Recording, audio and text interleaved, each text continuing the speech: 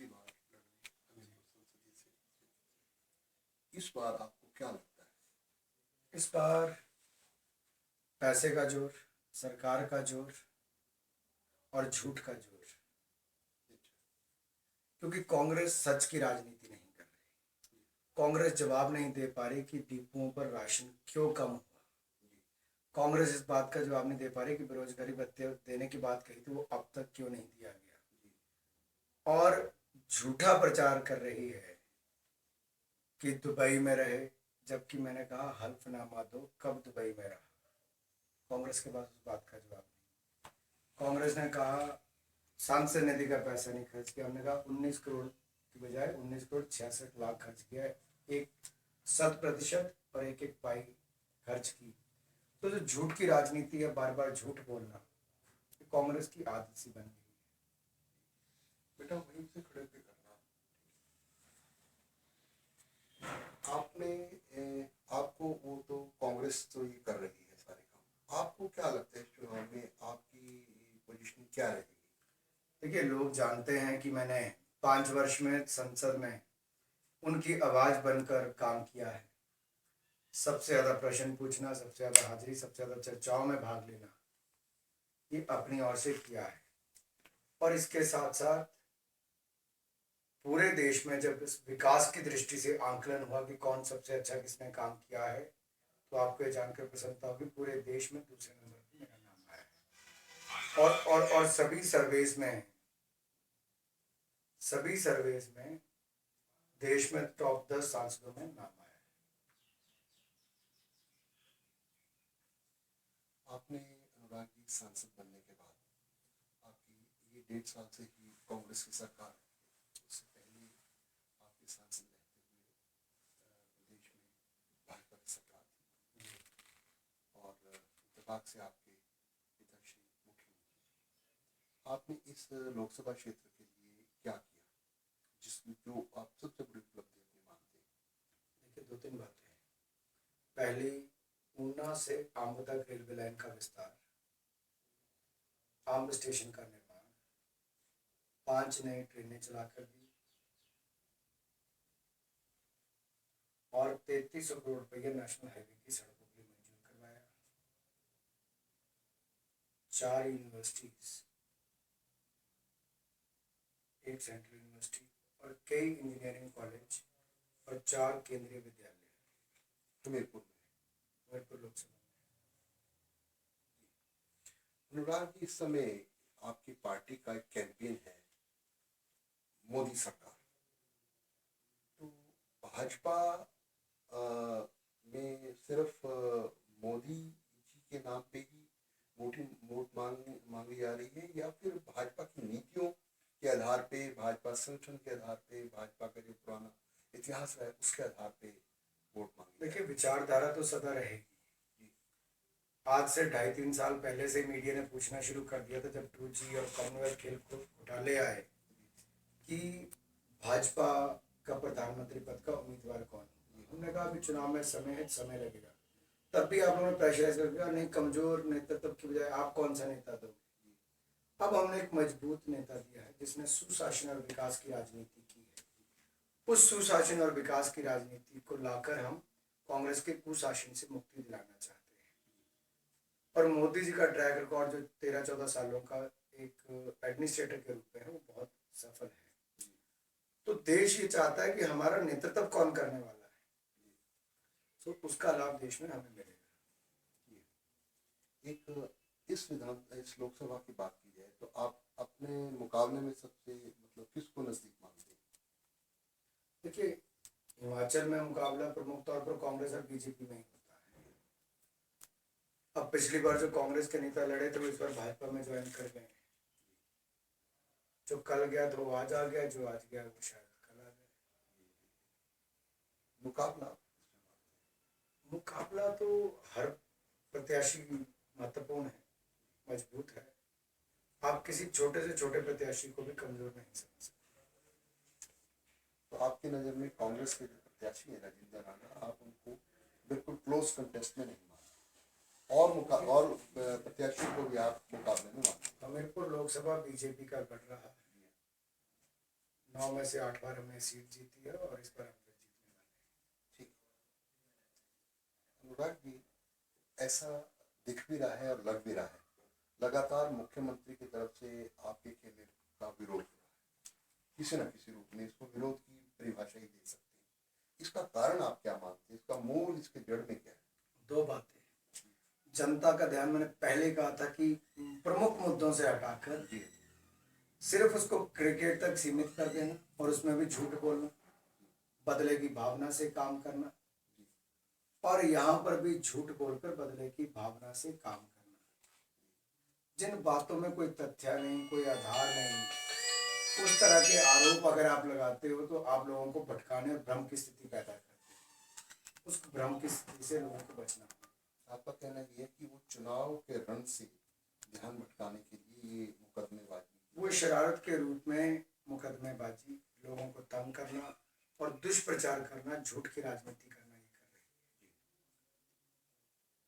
अनुराग जी, एक आपने पिछले अपने राज के समय और चुनाव के समय शायद कुछ आपके जिसको बोलते हैं कि आपकी जबान फिसली और आपने कोई शब्द मुख्यमंत्री के लिए कुछ ऐसी कही, और दूसरा भाजपा के समय में पूर्व में जो केस बनाए गए वर्तमान मुख्यमंत्री के ऊपर बने, उस समय केस बने, क्या आपको नहीं लगता कि ये दो मुख्य कारण होंगे जो आपके पीछे मुख्यमंत्री की जो सरकार है या विजिलेंस है या जो मुकदमे आए? देखिए, उनकी इच्छा है, जो वो करना चाहते हैं वो कर सकते हैं।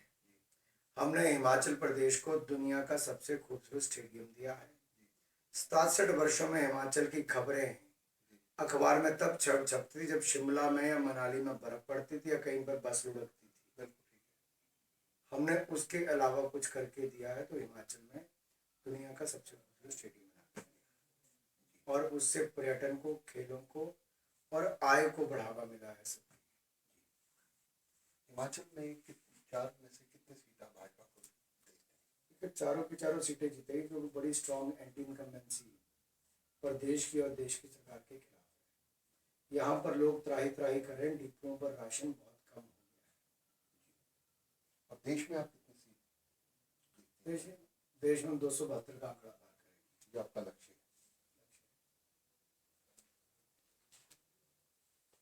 अभी पिछले दिनों आप चुनाव प्रचार में घूम रहे हैं, कहीं कहीं सूचनाएं ये भी आई हैं कि कई लोगों ने, क्योंकि चुनाव का समय ऐसा होता है जब लोग अपने मन की बात भी कहते हैं और आपका आमना सामना भी होता है, कई जगह आपको ये सुनने को भी मिला होगा कि आपकी हाजिरी कम रही, और ऐसा प्रचार भी हो रहा है कि आपकी हाजिरी कम रही। इस पे आप क्या कहेंगे? 5 सालों में मैं हर पंचायत में गया, अच्छा कई पंचायतों में मैं 5-5 बार गया, लेकिन लोगों का जो प्यार है, वो लोग यही चाहते हैं कि आप सदा उनके साथ रहें।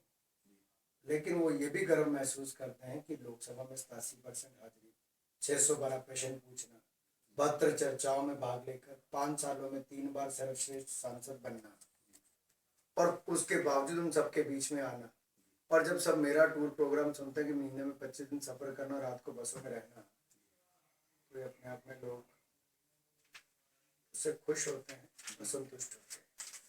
एक कुछ ऐसी बात दबी दबी आ रही है कि अंडर करंट कहीं ना कहीं कुछ मुद्दों को लेके आपके विरुद्ध इस समय लगता है, क्या आपको ऐसा दिखाई देता है या ये मिथ्या ही?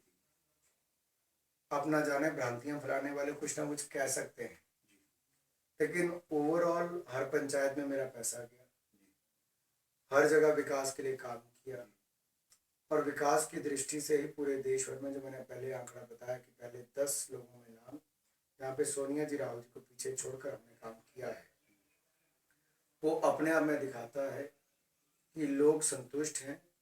और ये जो चुप्पी है, जब प्रदेश में किसी की सरकार होती है और लोगों ने विरोध में वोट करना होता है, तो उसकी चुप्पी है। जी, एक चीज मुझे आपसे पूछना चाहूंगा कि आपके जो प्रतिद्वंदी हैं कांग्रेस में इस समय, वो किसी समय भाजपा में औहदे पे भी थे और आपके सहयोगी भी थे और इस लोकसभा क्षेत्र से हैं, तो कल के दोस्त आज शत्रु के, राजनीतिक शत्रु के रूप में, शत्रु तो नहीं कहूँगा, राजनीतिक शत्रु के रूप में आपके सम्मुख खड़े हैं।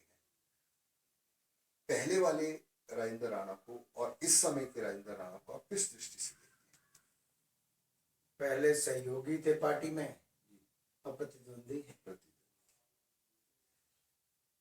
श्रीमती उर्मिला ठाकुर का कांग्रेस में जाना, नरेंद्र ठाकुर का बीजेपी में आना और आते ही उनको टिकट मिल जाना, इस राजनीतिक घटनाक्रम पे आपकी टिप्पणी क्या है? देखिए, पार्टी ने अपने परिवार में वापसी नरेंद्र ठाकुर जी की उस समय तक उर्मिल जी भी वहीं थी, स्वागत भी उन्होंने किया, वापस भी लिया। अब जब टिकट की बात आती है तो एक परिवार के दो व्यक्ति, अगर एक को टिकट मिलता दूसरे को नहीं मिलता, तो टिकट तो एक ही है, वो एक व्यक्ति को मिलना है जिसको पार्टी देती है, पार्टी उसको देती है ये सोचकर कि कौन विजेता होगा, पर मुझे लगता है उसका लाभ भी मिलेगा। उसका लाभ भी उसका लाभ भी मिलेगा नरेंद्र ठाकुर जी के वापस आने का। लेकिन जब कोई पार्टी का कार्यकर्ता बाहर जाता है तो दुख तो होता है। जो कल गए थे आज आ गए, जो आज गए वो कल आ गए।